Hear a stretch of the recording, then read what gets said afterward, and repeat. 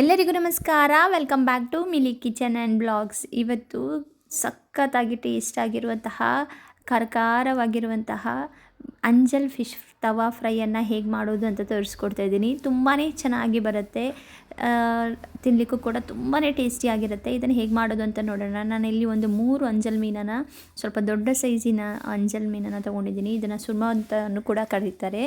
ಇಲ್ಲಿ ನಾನು red chilli ಪೌಡರನ್ನು ತೊಗೊಂಡಿದ್ದೀನಿ. ಇದನ್ನು ಒಂದು 3 ಸ್ಪೂನು ಖಾರದ ಪುಡಿಯನ್ನು ಹಾಕ್ಕೋತಾ ಇದ್ದೀನಿ. ಖಾರಕ್ಕೆ ನೀವು ನೋಡಿಕೊಂಡು ಹಾಕ್ಬೋದು. ಇದು ಸ್ವಲ್ಪ ಜಾಸ್ತಿ ಖಾರ ಇರೋದ್ರಿಂದ ನಾನು 3 ಸ್ಪೂನ್ ಅಷ್ಟೇ ಹಾಕಿದ್ದೀನಿ. ಹಾಗೆ ಒಂದು ಅರ್ಧ ಅಥವಾ 1/4 ಸ್ಪೂನಷ್ಟು ಅರಿಶಿನ ಪುಡಿಯನ್ನು ಹಾಕ್ತಾಯಿದ್ದೀನಿ.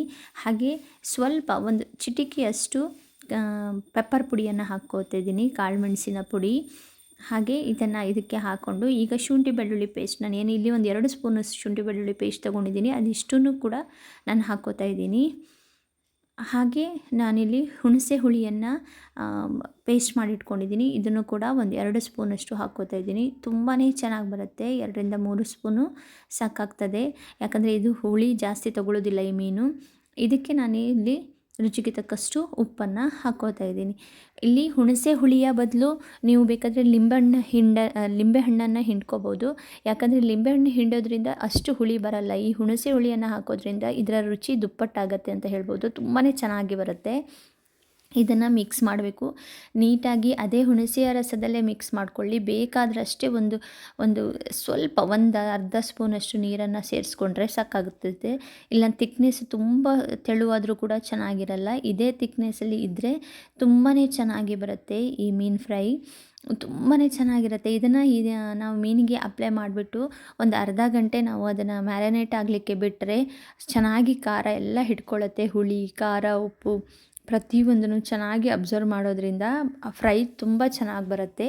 ನಾನು ಇಲ್ಲಿಗೆ ರೆಡಿ ಮಾಡಿ ಇಟ್ಕೊಂಡಂತಹ ಮಸಾಲೆಗೆ ಈಗ ನಾನು ಮೀನಿಗೆ ಹಾಕ್ತಾಯಿದ್ದೀನಿ. ಇದನ್ನು ಮೀನನ್ನು ಕೂಡ ಒಂದು ಸ್ವಲ್ಪ ಉಪ್ಪು ಮತ್ತು ಅರಿಶಿಣದಿಂದ ಚೆನ್ನಾಗಿ ತೊಳ್ಕೊಬೇಕು. ನೀಟಾಗಿ ತೊಳ್ಕೊಂಡು ಈ ರೀತಿಯಾಗಿ ನಾವು ಮಾಡಿಟ್ಕೊಂಡಂತಹ ಮಿಶ್ರಣವನ್ನು ಆ ಮೀನುಗಳಿಗೆ ಅಪ್ಲೈ ಮಾಡುವಂಥದ್ದು. ತುಂಬಾ ಚೆನ್ನಾಗಿರುತ್ತೆ. ನೀವು ನೋಡ್ತಿರ್ಬೋದು, ನೋಡುವಾಗಲೇ ಒಂಥರ ಬಾಯಲ್ಲಿ ನೀರು ಬರೋ ಥರ ಅನಿಸುತ್ತೆ, ಅಷ್ಟು ಚೆನ್ನಾಗಿ ಬಂದಿದೆ. ಈ ಮಳೆ ಬರುವಾಗ ಖಾರವಾಗಿ ಏನಾದರೂ ತಿನ್ನಬೇಕು ಅನ್ನೋರಿಗೆ ಈ ರೀತಿಯ ಮೀನು ಫ್ರೈ ಮಾಡೋದ್ರಿಂದ ಮಕ್ಕಳು ಕೂಡ ತುಂಬ ಇಷ್ಟಪಟ್ಟು ತಿಂತಾರೆ. ಜೊತೆಗೆ ಎಲ್ಲರಿಗೂ ಕೂಡ ಇಷ್ಟ ಆಗುತ್ತೆ. ಹಾಗೆ ಖಾರ, ಉಪ್ಪು, ಹುಳಿ ಇವೆಲ್ಲವೂ ಮೀನುಗಳಿಗೆ ಸೇರಿದಾಗಲೇ ಅದರ ರುಚಿ ದುಪ್ಪಟ್ಟಾಗುವಂಥದ್ದು. ತುಂಬಾ ಚೆನ್ನಾಗಿ ಬರುತ್ತೆ. ಈ ಮೀನು ಫ್ರೈಯನ್ನು ಒಂದ್ಸರಿ ನೀವು ಕೂಡ ಟ್ರೈ ಮಾಡಿ ನೋಡಿ. ನಾನಿಲ್ಲಿ ಅದಕ್ಕೆ ಎರಡೂ ಸೈಡ್ಗಳಿಗೆ ಎಲ್ಲ ಮೀನುಗಳನ್ನು ಮತ್ತು ರುಬ್ಬಿಟ್ಕೊಂಡಂತಹ ಮಸಾಲೆಯನ್ನು ಹಾಕ್ತಾಯಿದ್ದೀನಿ. ಇದೇ ರೀತಿ ಪ್ರತಿಯೊಂದು ಮೀನುಗಳಿಗೂ ನಾವು ಅಪ್ಲೈ ಮಾಡಿಕೊಳ್ಳುವಂಥದ್ದು. ಸಾಕಷ್ಟು ಹೆಚ್ಚಿನ ರೆಸಿಪಿಗಳು ನನ್ನ ಚಾನಲ್ನಿವೆ. ಒಂದು ಸರಿ ಭೇಟಿ ಕೊಟ್ಟು ಅದನ್ನ ನೋಡಿ, ಯಾಕಂದರೆ ತುಂಬಾ ಚೆನ್ನಾಗಿರುವಂತಹ ರೆಸಿಪಿಗಳನ್ನೆಲ್ಲ ಹಾಕಿದ್ದೀನಿ. ಹಾಗೆ ಈ ರೀತಿಯ ಮೀನು ಫ್ರೈಗಳು ಅಥವಾ ಯಾವುದೇ ರೀತಿಯ ಬೇರೆ ರೀತಿಯ ರೆಸಿಪಿಗಳು ನಿಮ್ಗೆ ಇಷ್ಟ ಬೇಕಾದಲ್ಲಿ ದಯವಿಟ್ಟು ನನಗೆ ಕಮೆಂಟ್ ಮೂಲಕ ತಿಳಿಸಿ. ನಾನು ಅದನ್ನು ಮಾಡುವಂತಹ ಪ್ರಯತ್ನವನ್ನು ನಾನು ಮಾಡ್ತೀನಿ. ನೋಡ್ತಿರ್ಬೋದು, ಇದೆಲ್ಲ ಮೀನುಗಳಿಗೆ ಎರಡೂ ಸೈಡಿಗೆ ಈ ಮಸಾಲೆಯನ್ನು ನಾವು ಅಪ್ಲೈ ಮಾಡಬೇಕು. ಎರಡೂ ಸೈಡಿಗೆ ಮಸಾಲೆಗಳನ್ನು ಹಾಕಿಬಿಟ್ಟು ನಾವು ಒಂದು ಅರ್ಧ ಗಂಟೆ ಆದರೂ ಮಿನಿಮಮ್ ನಾವು ಅದನ್ನು ಸೈಡಲ್ಲಿ ಎತ್ತಿಡಬೇಕು. ಆಗಷ್ಟೇ ಆ ಮಸಾಲೆಗಳು, ಖಾರ, ಹುಳಿ, ಉಪ್ಪು ಪ್ರತಿಯೊಂದು ಆ ಮೀನಿಗೆ ಅಂಟ್ಕೊಳ್ಳುತ್ತೆ. ನಾನಿಲ್ಲಿ ಒಂದು ಪ್ಯಾನನ್ನು ತಗೊಂಡು ಅದಕ್ಕೆ ತೆಂಗಿನೆಣ್ಣೆಯನ್ನು ಹಾಕ್ತಿದ್ದೀನಿ. ಸ್ವಲ್ಪ ತೆಂಗಿನೆಣ್ಣೆಯನ್ನು ಹಾಕ್ಕೊಂಡು ಎಷ್ಟು ಬೇಕು ನೀವು ಫ್ರೈಗೆ ಅಷ್ಟೇ ಹಾಕ್ಕೊಂಡ್ರೆ ಸಾಕಾಗ್ತದೆ. ಇಲ್ಲಿ ಹಾಕ್ಕೊಂಡು ಈಗ ಮೀನುಗಳನ್ನು ಅದರಲ್ಲಿ ಇಟ್ಟು ಫ್ರೈ ಮಾಡ್ತಾಯಿದ್ದೀನಿ. ಕೆಲವರಿಗೆ ರವಾ ಫ್ರೈ ತುಂಬ ಇಷ್ಟ ಆಗುತ್ತೆ, ಇನ್ನು ಕೆಲವರಿಗೆ ಇದೇ ರೀತಿಯ ಮಸಾಲೆ ಫ್ರೈ ಅಷ್ಟೇ ಇಷ್ಟ ಆಗುತ್ತೆ.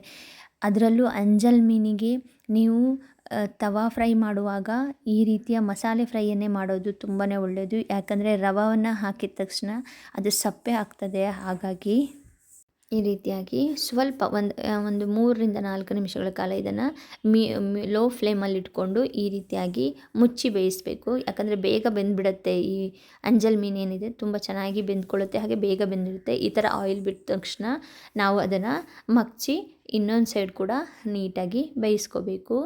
ತುಂಬಾ ಚೆನ್ನಾಗಿರುತ್ತೆ ಈ ಮೀನು ಫ್ರೈ. ಒಂದು ಸರಿ ಟ್ರೈ ಮಾಡಿ ನೋಡಿ. ಹಾಗೆ ಸಾಕಷ್ಟು ಹೆಚ್ಚಿನ ರೆಸಿಪಿಗಳು ನನ್ನ ಚಾನಲ್ನಿವೆ, ಅದನ್ನು ಕೂಡ ಒಮ್ಮೆ ಭೇಟಿ ಕೊಟ್ಟು ನೋಡಿ. ಹಾಗೆ ಇನ್ನಷ್ಟು ಹೆಚ್ಚಿನ ರೆಸಿಪಿಗಳಿಗೆ ನನ್ನ ಚಾನಲ್ನ ಸಬ್ಸ್ಕ್ರೈಬ್ ಮಾಡೋದನ್ನ ಮರಿಬೇಡಿ. ಹಾಗೆ ಪಕ್ಕದಲ್ಲಿರುವಂತಹ ಬೆಲ್ ಐಕಾನ್ನ ಕ್ಲಿಕ್ ಮಾಡಿ. ಆಗ ನಾನು ಯಾವುದೇ ವೀಡಿಯೋಗಳನ್ನು ಬಿಟ್ಟರೂ ಕೂಡ ಮೊದಲಿಗೆ ನೋಟಿಫಿಕೇಷನ್ ನಿಮಗೆ ಬಂದು ಸೇರುತ್ತೆ. ನೋಡ್ತಿರ್ಬೋದು ನಾನು ಇನ್ನೊಂದು ಕಡೆ ಇದನ್ನು ಈ ಥರ ಉಲ್ಟ ಹಾಕಿಬಿಟ್ಟು ಅದನ್ನು ಕೂಡ ಒಂದು 2-3 ನಿಮಿಷಗಳ ಕಾಲ ಬೇಯಿಸ್ತಾ ಇದ್ದೀನಿ. ಲೋ ಫ್ಲೇಮಲ್ಲಿ ಇಟ್ಕೊಂಡು ಬೇಯಿಸ್ಕೊಂಡ್ರೆ ಚೆನ್ನಾಗಿ ಮೀನು ಬೇಯುತ್ತೆ. ಹಾಗೆ ರುಚಿ ಕೂಡ ತುಂಬ ಚೆನ್ನಾಗಿರುತ್ತೆ.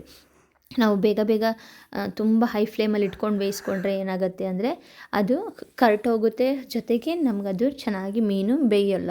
ಅದ್ರ ಬದಲು ಈ ರೀತಿಯಾಗಿ ಲೋ ಫ್ಲೇಮಲ್ಲಿ ಇಟ್ಕೊಂಡು ಬೇಯಿಸ್ಕೊಂಡ್ರೆ ಮೀನು ಫ್ರೈ ರೆಡಿ ಆಗುತ್ತೆ. ನಾನು ಮಾಡಿರುವಂತಹ ಮೀನು ಫ್ರೈ ರೆಡಿಯಾಗಿದೆ. ಮಸಾಲೆ ಜೊತೆಗೆ ಅದು ಅಂತೂ ಆ ಬಿಸಿ ಬಿಸಿ ಇರುವಾಗ ಖಾರ, ಉಪ್ಪು, ಹುಳಿ ಪ್ರತಿಯೊಂದು ಸಖತ್ತಾಗಿ ಬಂದಿದೆ. ಈ ರೀತಿಯ ಹೆಚ್ಚಿನ ರೆಸಿಪಿಗಳಿಗಾಗಿ ನನ್ನ ಚಾನಲ್ನ ಸಬ್ಸ್ಕ್ರೈಬ್ ಮಾಡೋದನ್ನ ಮರಿಬೇಡಿ. ಹಾಗೆ ಪಕ್ಕದಲ್ಲಿರುವಂತಹ ಬೆಲ್ ಐಕಾನ್ನ ಕ್ಲಿಕ್ ಮಾಡಿ. ನೋಡ್ತಿರ್ಬೋದು ನಾನಿದಕ್ಕೆ ಅದರ ಮೇಲೆ ಸ್ವಲ್ಪ ಈರುಳ್ಳಿಗಳನ್ನು ಸ್ಪ್ರಿಂಕ್ ಮಾಡ್ತಿದ್ದೀನಿ.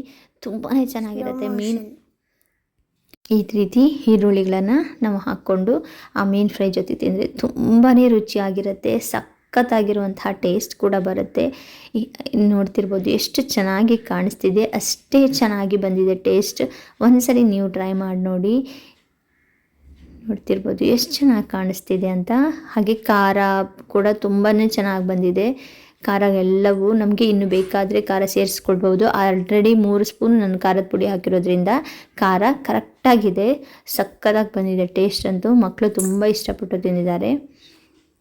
ನೀವು ನೋಡ್ತಿರ್ಬೋದು ಈ ರೀತಿಯ ಫ್ರೈಯನ್ನು ರೆಡಿ ಮಾಡ್ಕೊಂಡಿದ್ದೀವಿ. ತುಂಬಾ ಚೆನ್ನಾಗಿ ಬಂದಿದೆ.